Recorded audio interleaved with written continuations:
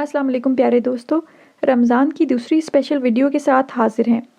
रमज़ान चूँकि अब गर्मियों में है और गर्मियों में सहरी से अफ्तार तक का वक्त निस्बतन काफ़ी लंबा होता है।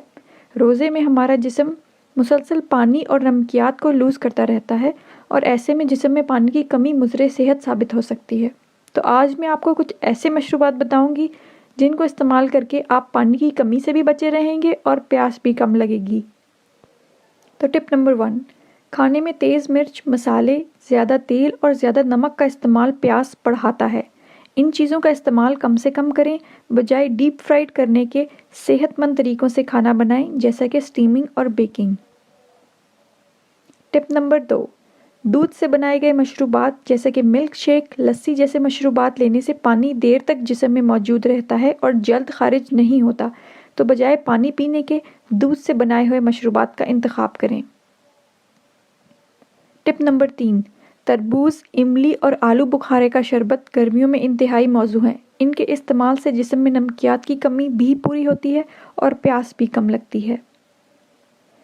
टिप नंबर 4, कोला और सोडा ड्रिंक्स की बजाय फ्रेश जूसेस या स्मूदीज़ को तरजीह दें। इस तरह के मशरूबात ज़रूरी विटामिन्स और मिनरल्स भी फराहम करते हैं और जिस्म को देर तक हाइड्रेट रखते हैं। टिप नंबर 5, कैफ़ीन वाले मशरूबात, चाय और कॉफ़ी जिस्म से पानी पेशाब की सूरत में खारिज करवाते हैं और इनसे एसिडिटी का ख़तरा भी बढ़ जाता है।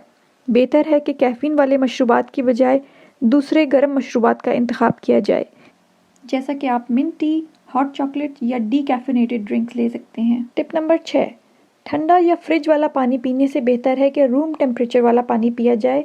ठंडा पानी आपकी प्यास को जल्द ख़त्म कर देता है, मगर जिस्म में डिहाइड्रेशन बाकी रहती है और ये निज़ाम हज़म में खलल और हाज़मे की मुख्तलिफ़ बीमारियों का बाइस बनता है। तो रूम टेम्परेचर वाला पानी पिएं। अगर आपको हमारी ये वीडियो पसंद आई और आप इस जैसी और ज़्यादा मालूमाती वीडियो देखना चाहते हैं तो हमारे चैनल को सब्सक्राइब करें।